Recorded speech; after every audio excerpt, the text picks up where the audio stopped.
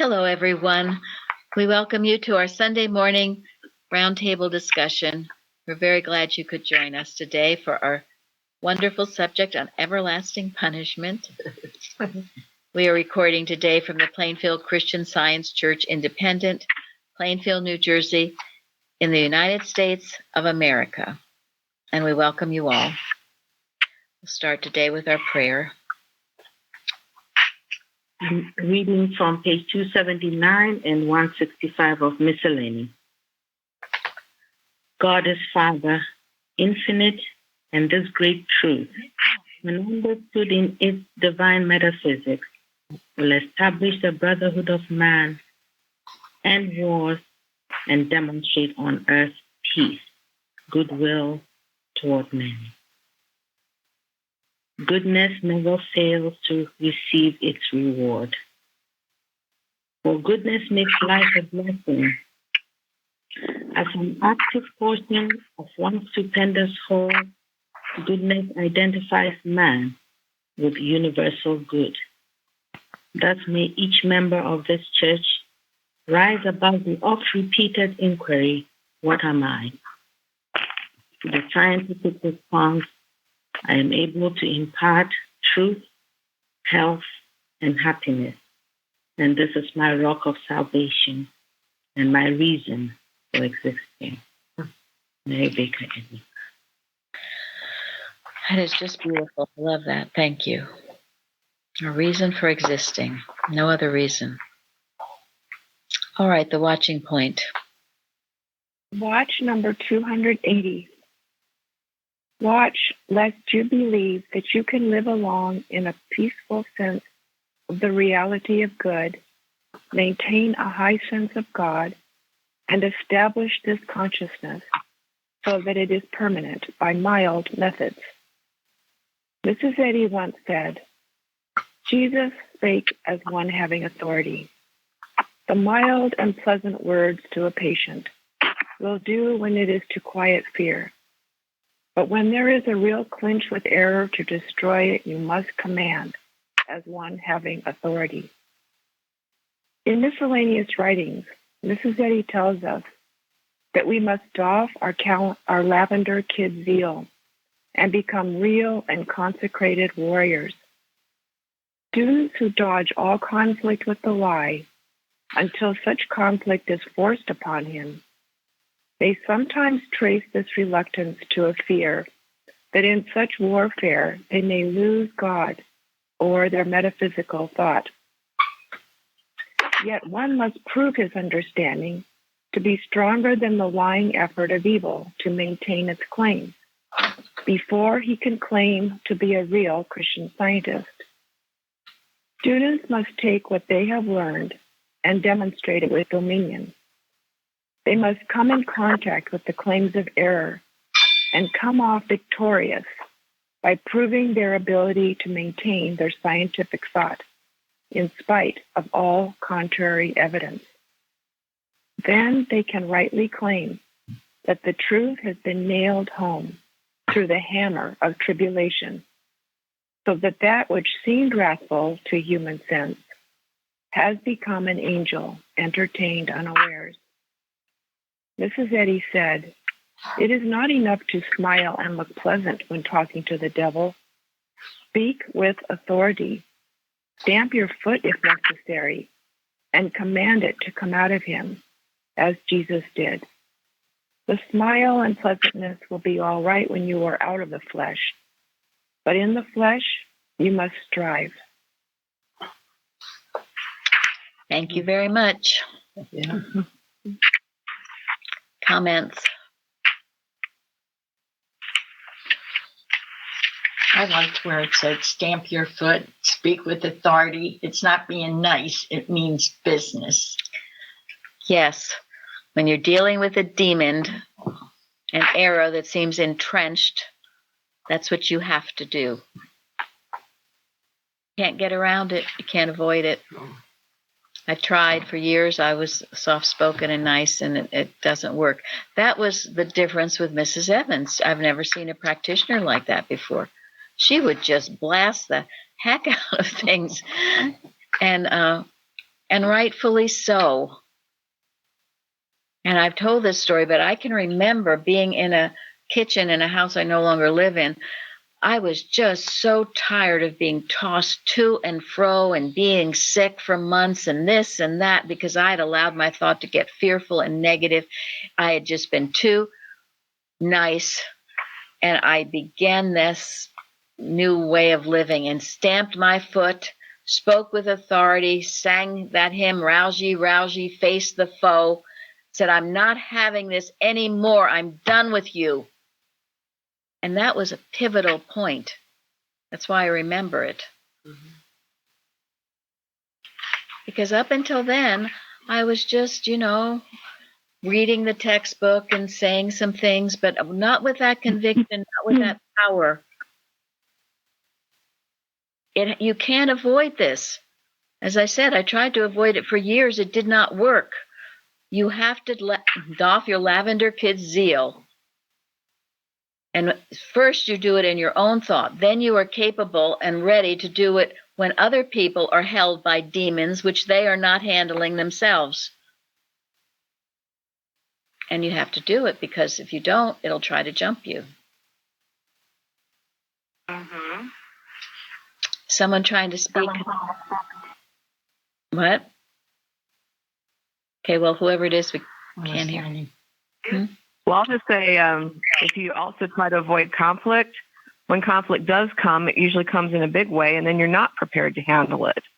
Absolutely. When I read this, I thought about what Paul said about taking pleasure in infirmities, and it hit me that, to be grateful for the smaller tests that come along that allow me to, kind of like like when you're training with weights or something, you start with the small weights and you learn to lift those, and then you get to the bigger and the bigger, and you increase your strength. But if you just wait or dodge or, all of a sudden something hits the fan and then you're not ready. Exactly right. And that's what it says in this watching point. You're not ready because you haven't met the little things. And then you have some huge thing and you're so overwhelmed. And usually when that happens, guess what? People take a ticket to rye. They check out. They check out because there's too much. They're overwhelmed. And I've seen that happen too. They've let their house go. It's a mess. It's disorganized. They've let their thinking go. All their relationships are not right because they have refused to stand up to the era. And finally, it's overwhelming. And then they go to the next experience only to have the whole thing repeat itself till they learn this lesson. And once you get into it, it's really not that bad or that hard. And you're not even mad. You're not mad. You're just wiping out that error. Done. Yeah, you're done. You're not letting it boss you around anymore. Whatever face it wears, you're done. The hell you say. What you're doing is... wait a second. Go ahead, Chardell. In my case, at least, I have found that I will fight the good battle in one area, but then I've just realized in another area, I cannot give my consent. And it's dawned on me. Yeah, thank you. Yes. What we talked about last week, the never consenting to an error. This is how Jesus raised the dead. He refused to consent to it. You have to have that in you. Okay, go ahead, Sari. Thank you. What I wanted to say is this is really important because if we do not hit it head on, then it creeps up in other places. So it's very important to say, Satan, get thee behind me, and that we hold to that, and not that we are hiding and saying, not now or whatever, because then we become so spiritually dead. Yeah. And we must finish on a day-to-day basis, and God gives us this way to do it, but we have to also follow and obey. When we don't obey, we're in trouble. Thank you very much. That obedience is essential. And Mrs. Eddy did this. And this is why, to some degree, the human mind and the organization was embarrassed and tried to hide the stories about her when she did this, because they didn't want people to think she was an old crank. She wasn't an old crank. She was an example of what we all must do. And that's why to hide these things just showed how deeply in the human mind they were, that they couldn't understand what she was doing. Jesus did the same. Pardon me, Florence? Right? Jesus did the same. I see how he was so convinced, so confident that the words came out with such authority. This is what he did. He didn't need to even jump around or whatever, but I think he had that conviction so strongly that when he spoke, the words came out with authority. Thank you. Yes. And he lived it moment by moment, so nothing was ever too big for him. It was just how he was, what he did. Now, and remember this, you do it to prove its nothingness. Mrs. Eddy says sometimes you have to build it up to smack it down. It's not that you think it's some real big thing you're battling with. You're always battling with an error, an animal magnetism, a fake, a lie. And you prove it to be nothing in doing this. You don't prove it to be something. And if you go out like a Don Quixote trying to fight it and thinking it's real, then you've got a problem. But you can speak with authority because you know it's not real. Actually, it's rather showing or demonstrating that you know who is the power. Who is the power right here now. Yes. Just like David and Goliath. He wasn't afraid of him. He knew that he was a big nothing because David knew who he was. And he saw Goliath not as a threat to the Israelites, but he saw Goliath as an offense to God. And that's the key. Thank you. It's an offense to God.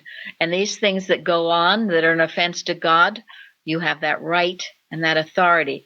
I listened to someone very recently, someone who's been in the news, who speaks out very, very boldly. And he said, it was so great. He said, when you speak the truth, a power comes over you. Is that not true? When you speak the God, who has all power. Absolutely. In that truth is God, because God is truth with a capital T. I was so happy to hear that. And so he said, something comes over you, you speak with this truth, and you address an error. The people who are lying, they are weak, confused, mixed up. And you know this from your own experience.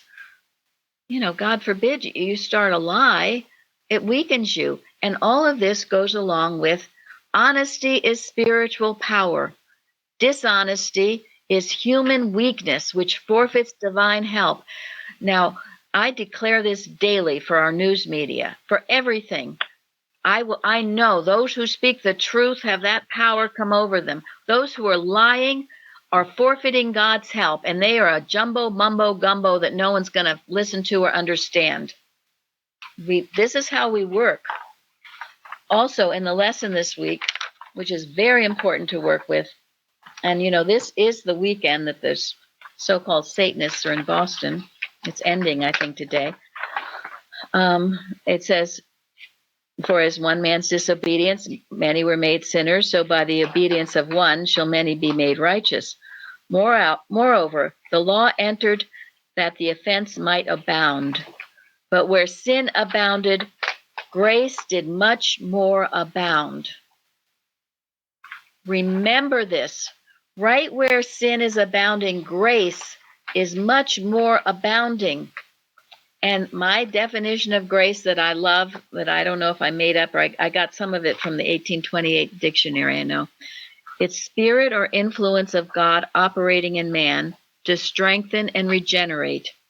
And the word regenerate means implant holy affections in the heart, a virtue of divine origin.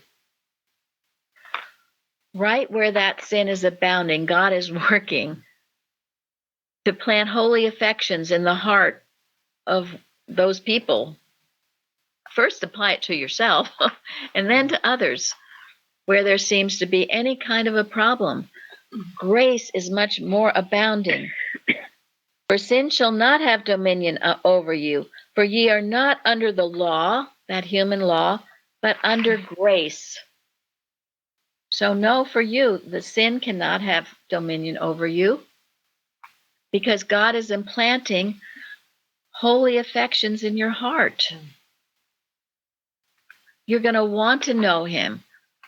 You're going to want to know these truths. And if you have a family member, you see anyone who seems to be resisting the truth, you know this. Grace is abounding in them. Don't accept the lie. But these are two powerful ways to work on anything in the news. So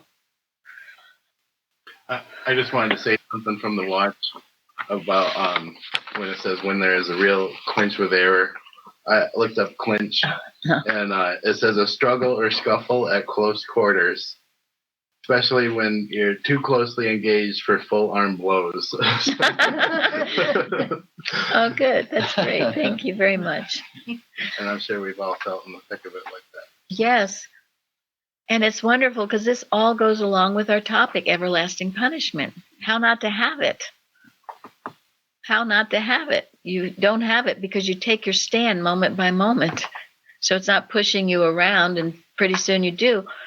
I mean, I know I felt like I was in hell. I felt like I was in hell. It just went on and on and on, and I was listening to all these voices that I shouldn't have been listening to, mainly fear and negativity. And it seemed to have me in its clutches. Till I said, thus far and no farther. And Carrie sent me an interesting article. It was about the cuckoo bird, which I'd never heard of. I've heard of the bird, but I didn't know this was true about it. It's in some places, I guess, it doesn't build its own nest. It takes over the nest of another bird. Now, and I mean, it really takes it over. And pretty soon, these poor birds, I was talking about a wren, the wren is feeding the cuckoo bird instead of its own offspring.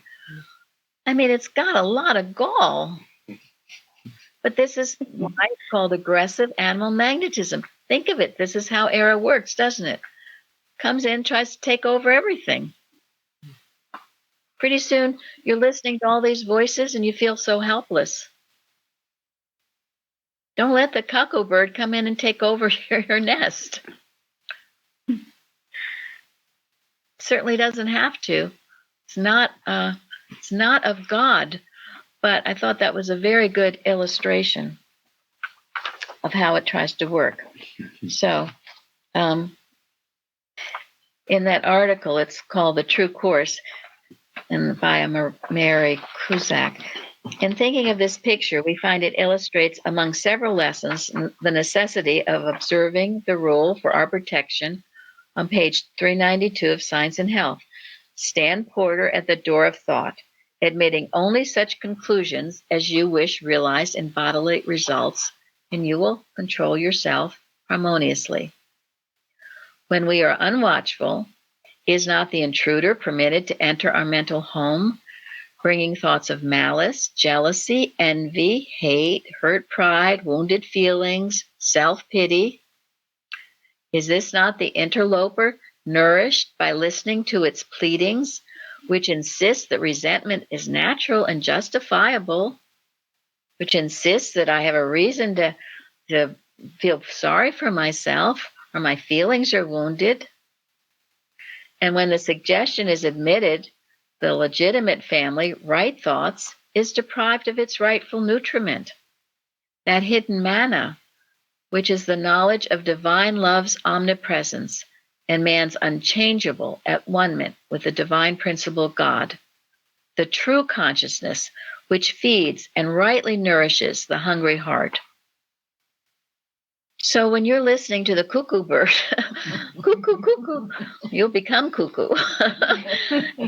And the right thoughts. You're not giving them house room. Yeah. So you're making, my friends, your everlasting punishment. Kick it out. Don't allow such an intrusion. stand porter at the door of thought. No one has to be in hell. It's a man-made condition of disobedience, as I guess Sari just said. Disobedience, not obeying the Father, not loving him enough to kick those thoughts out. And striving. Go ahead, Florence. And striving to maintain that consciousness that heals, with good thoughts, God, spirits, things of spirit, the spiritual harmony, peace, health, joy, all those. Yes.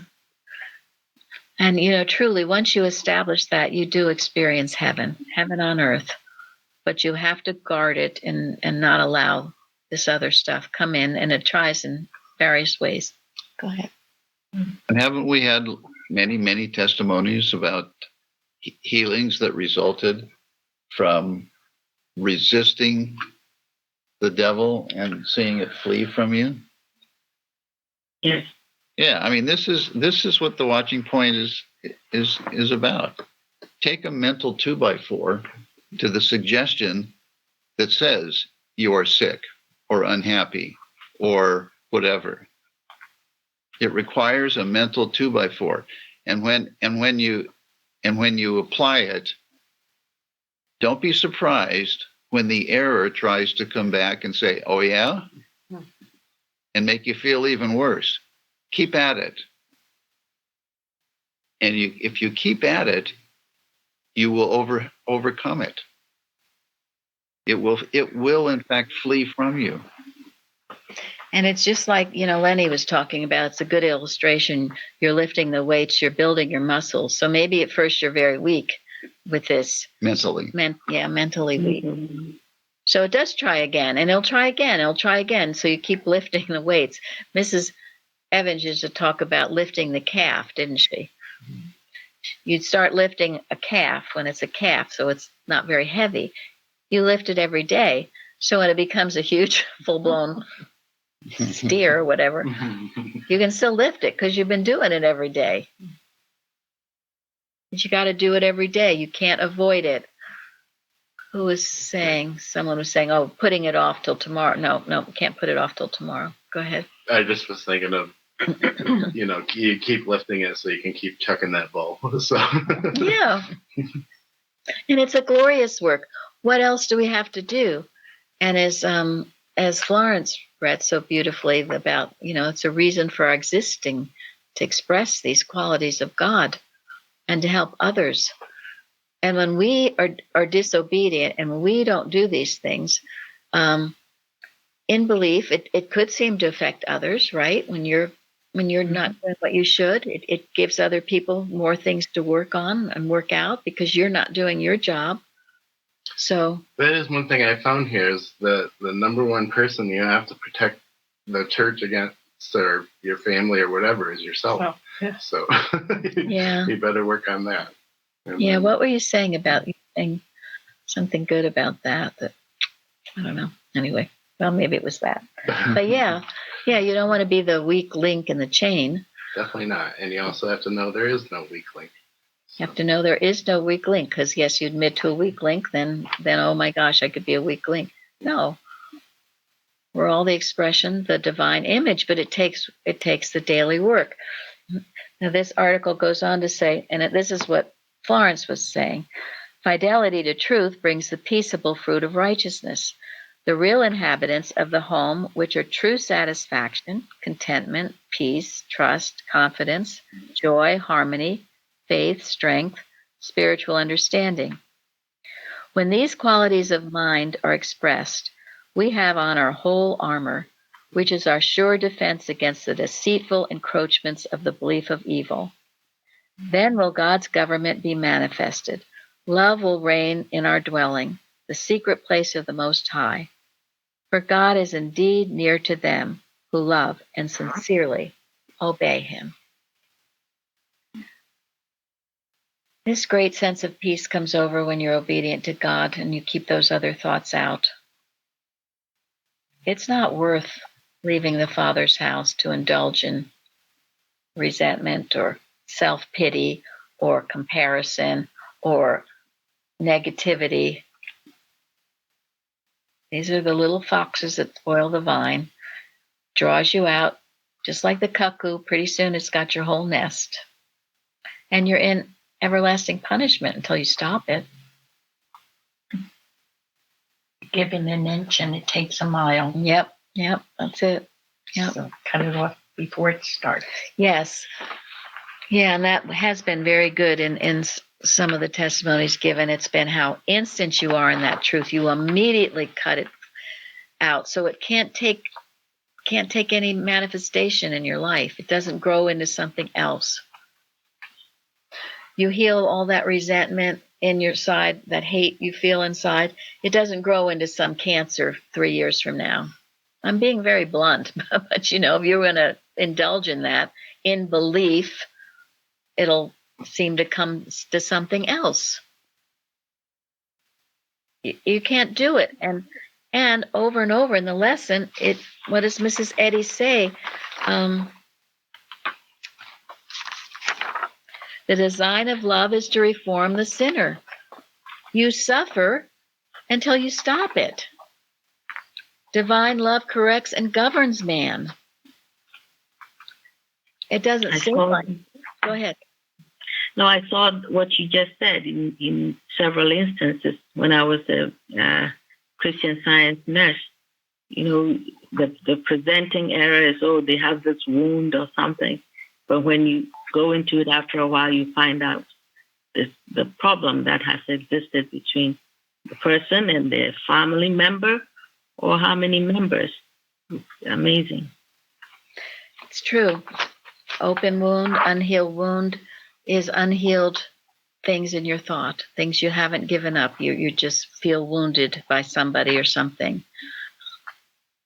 And it has to be taken care of with the balm of Gilead, God's balm, of healing balm, of love for all mankind, giving back the past, giving up the past.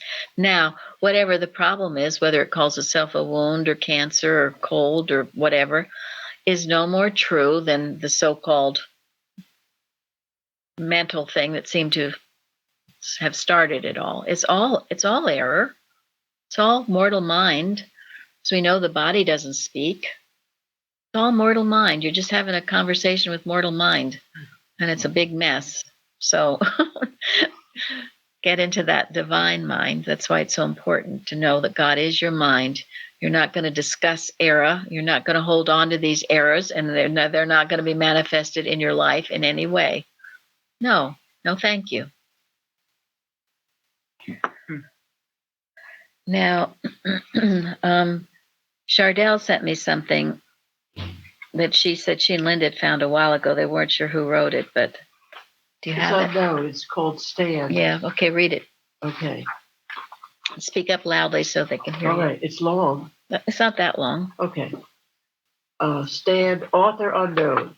We must stand without wavering.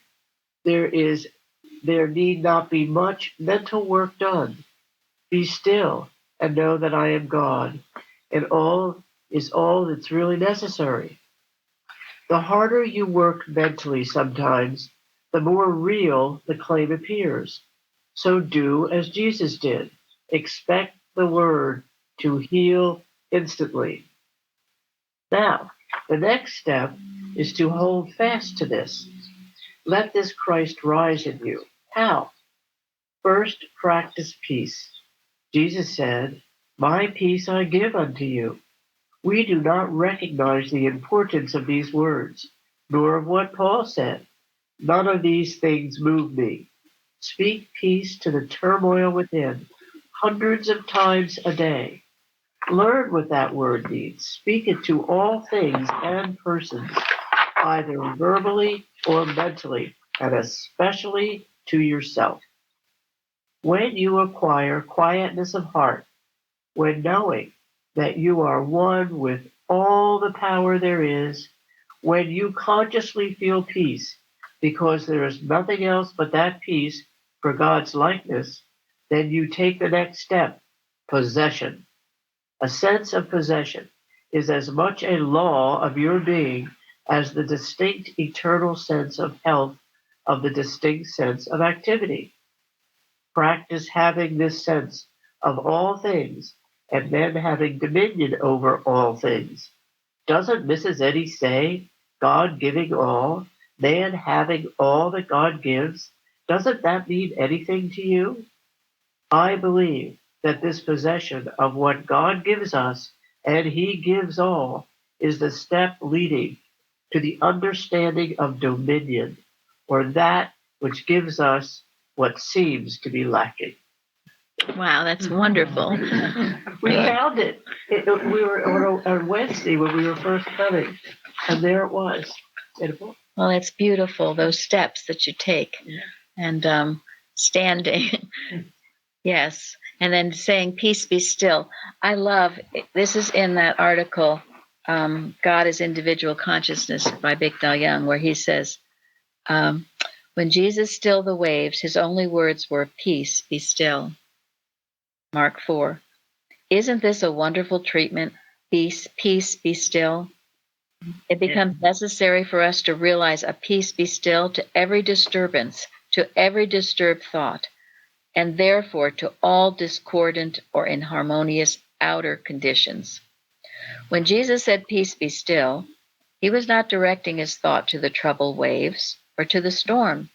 He was not addressing disturbed thought, the disturbed mind of the disciples, of those on board the ship, nor was he addressing them as person, but rather to the universal belief of a disturbed thought. Animal magnetism. To the universal belief of a mind apart from God, to the universal belief of inharmonious inner and outer conditions, he was declaring, peace, be still. So Florence, did you want to say something? No, I read that too, but I was just adding that it's always the peace, and it says, what are we healing? We're not healing anything but that belief, the universal belief. Yes. Thank you very much. The mesmerism that there is a power other than God. That's what animal magnetism is. A belief there's some other power. It's a mesmerism, and you see it all over the place. People running around like chickens with their heads cut off because that's what they believe.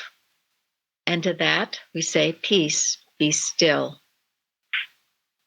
And we stand with it, knowing the power of that truth. Truth is powerful. That's why stating the word is powerful. Even if you don't believe it, it's powerful to state it, and you'll get where you do believe it. And then you take possession of it and know that it is the truth. And you will see all kinds of conditions change. You know, the Weather Committee has been doing such a wonderful job. I'm so grateful. I see it all the time. They are always predicting the worst, aren't they? And you know, we're getting a nice, beautiful, gentle rain that we need right now in Plainfield. And I was praying because I don't want all these big storms and winds and things. All our beautiful flowers are out. The tulips, the dogwoods, the cherry blossoms, and they're just loving this gentle rain. It's not causing them to wilt and all their flowers fall to the ground. It's just a lovely quenching. It's beautiful. On all these lies that people say and predict the worst. No, peace, be still, i.e., shut up. Well, whatever it takes.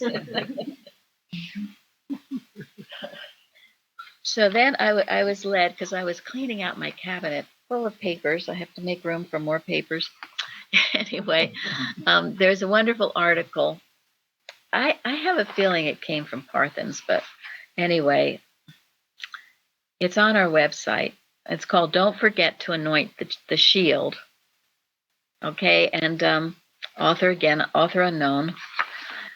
And the whole thing is wonderful. I think I taught it once a few years ago at the Roundtable, probably the whole thing, because there's so much to it.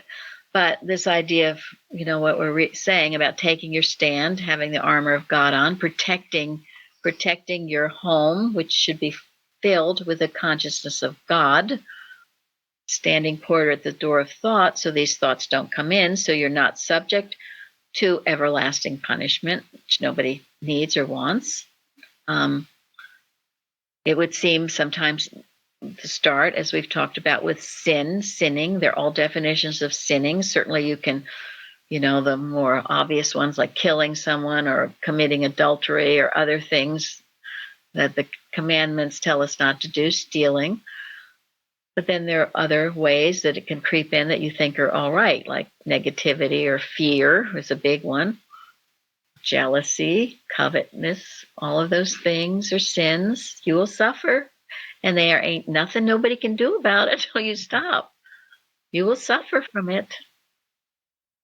That's the purpose of love. You suffer enough, so you drop it like a hot potato, okay? Sin leads to punishment. So anyway, back to the shield. It talks about the fiery darts, the fiery darts of the devil. And it says these fiery darts are nothing more than seducing temptation.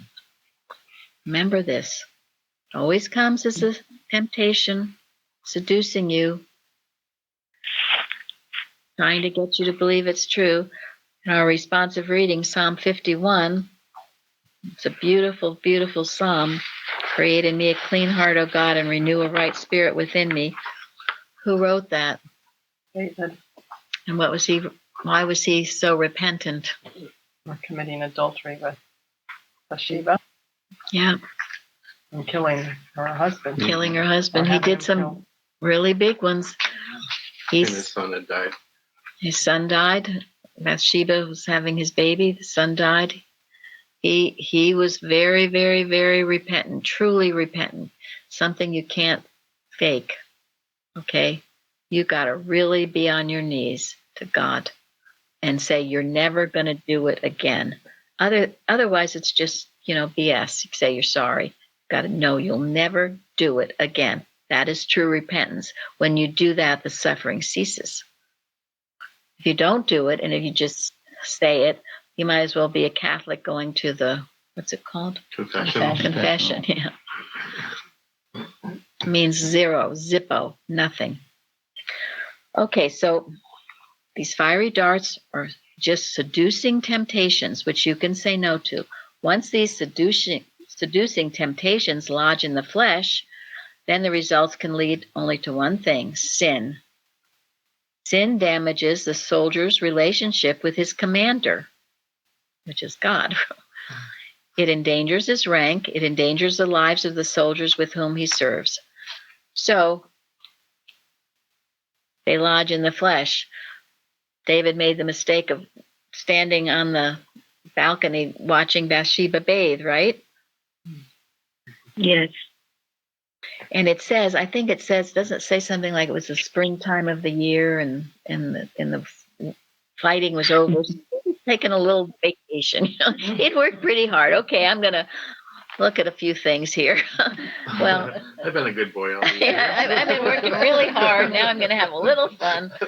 That's what Mrs. Betty said in some of the books about her history and her, especially Carpenter. He talks a lot about that, where you just completed a big war or something, or battle, or you won like the building of the church, and then they just want to drop their guard, and that was her greatest concern, and she really went after the students for that. And Thank there you go, as an example. That's exactly right. It's a huge temptation when you've done a big project at work or a lot of different things, or victories in science. Just want to relax a little bit and never off guard, never absent from your post, never ill-humored, never unready to work for God. You can't do it. I know if those of you who saw that movie Poltergeist, I don't remember much about it. It was some horrible thing. And just when they were relaxing and thought everything was great, I remember she's taking a big bubble bath. And then this thing comes jumping out. It scared the out of me when I saw it. But that's how it works. So you just don't let your guard down. That doesn't mean you have to be like in a nervous frenzy. It just means that you're always alert. Got your antenna up. Well, even Jesus went from, the dove of spirit coming down after being baptized into the temptations. Yes. Yeah. Which he handled well. Get thee behind me, Satan. Okay, so we also have the Bible story of the the prophet who was sent into the country to deliver a message, and he was told, when you're done delivering that message, get out. And he didn't do it, and he settled underneath the tree, and we all remember what happened. Yeah. Thank you very much. It was one of Mrs. Evans' favorite stories. Yes, indeed. Yep. Thank you. So this article, it says the 16 deadly darts of the devil. Disappointment. This is how it tries to lodge in your flesh. Discouragement. Doubt. Disbelief. Distraction. Despair. Double-mindedness. Dishonesty. Deceit. Dullness. Deadness. Decay. Discord. Defilement. Defame. And disobedience. So, and I'm sure there are many others. He took all the D's there. The big D's. Big D's, that's it. So, but, all those ways it tries to settle in, and you feel when you justify, you always justify why you feel that way. That's why justification is the adamant of error, because you justify yourself, and then it only increases its claims because you think you have reason to feel that way. You have reason to be a sinner. No, you don't. Then you're double-minded. You're double-minded. So it talks about then the care for the shield and how important this care is, because without the care, I guess the shields were made of 2 layers of wood, and they were covered with 6 layers of animal hide. Now, if you let your shield get dried out, the fiery darts of the wicked, okay, they'll set your shield on fire. You have no longer your protection from God, because you've let your shield dry out. So how does that happen?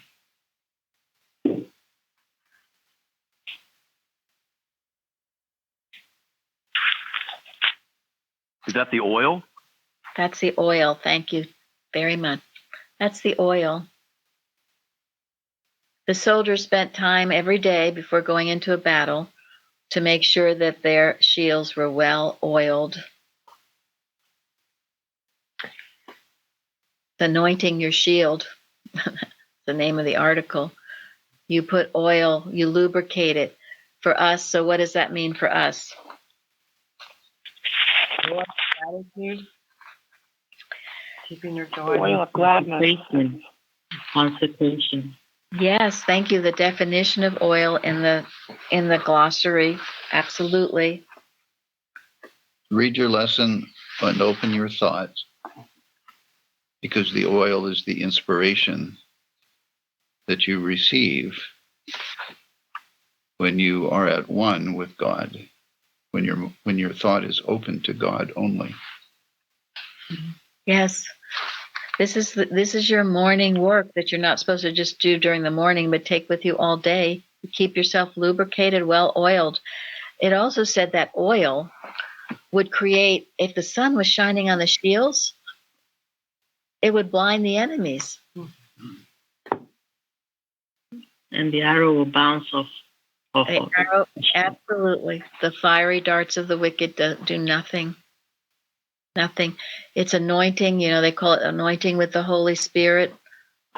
Get your drink for the morning and allow yourself to be anointed.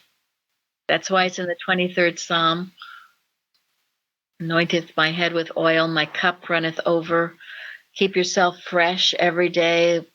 I gave that testimony about Mrs. Eddy saying it, oiling your joints and bones and everything. You keep yourself limber, ready for the day ahead. Work with that definition of oil in the in science and health, all that it means. And make sure every day you do that. It keeps your shield working. And it's faith, too. Is your faith dropped? Do you no longer believe that God's going to even help you?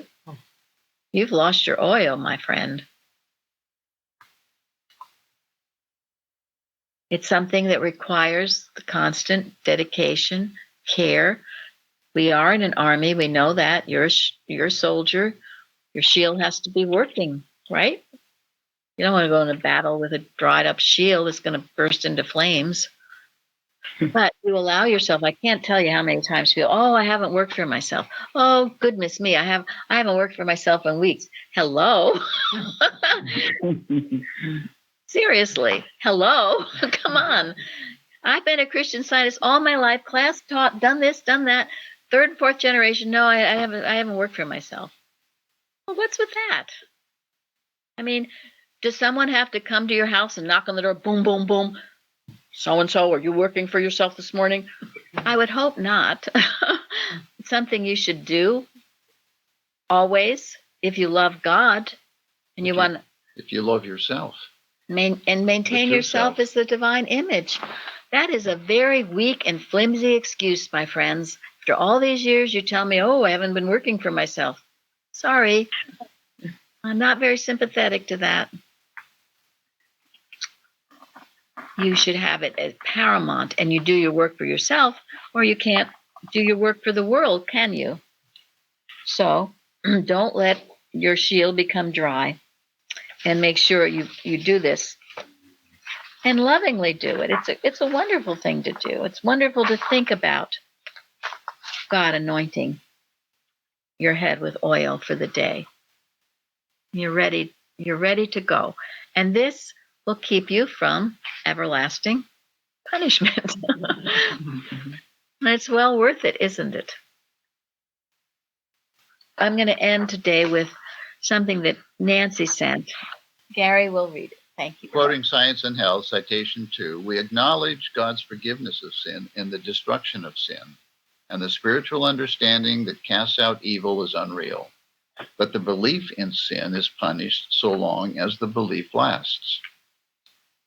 And then she writes, in Science and Health, Mrs. Eddy tells us the way to escape the misery of sin is to cease sinning. There is no other way. Page 371 and on page 391, real suffering for your own sins will cease in proportion as the sin ceases. Christian Science teaches that sin makes its own hell and goodness its own heaven. In thinking about these statements and thinking about how we create our own suffering, punishing ourselves, I was searching the topic of when sin ceases on our website and came across a wonderful forum post from April 29, 2020 on everlasting punishment by Parthens titled, Hell is Self-Imposed. The post contained a summary of a Christian Science lecture on the subject of everlasting punishment, and many statements by Mrs. Eddy regarding the consequences or the punishments of sin. I'm beginning to understand more clearly that it is through my own thinking and the choices I make, and my understanding of God and my true relationship to Him, that I create my own heaven or hell. The more I turn from matter and the belief of sin to the allness of God and my real relationship to Him, sinning will cease and suffering will disappear, revealing everlasting life, heaven, the kingdom of God. The good news is our heaven is self-imposed as well. Mrs. Eddy brings this out in The People's Idea of God, pages 6 and 7. Quote, periods and peoples are characterized by their highest or their lowest ideals, by their God and their devil. We are all sculptors working out our own ideals and leaving the impress of mind on the body as well as on history and marble, chiseling to higher excellence or leaving to rot and ruin the mind's ideals. Recognizing this as we ought, we shall turn often from marble to model, from matter to mind, to beautify and exalt our lives. Chisel in hand stood the sculptor boy with his marble block before him, and his face lit up with a smile of joy as an angel dream passed o'er him. He carved the dream on that shapeless stone with many a sharp incision. With heaven's own light the sculptor shone. He had caught the angel vision. Sculptors of life are we, as we stand with our lives uncarved before us, waiting the hour when at God's command our life dream passes o'er us. If we carve it then on the yielding stone with many a sharp incision, its heavenly beauty shall be our own, our lives, that angel vision. End quote. This is Eddie. Thank you. This is it. Thank you all so much for joining us today. Thank you. Thank you. Thank you, everybody. Thank you. Thank you.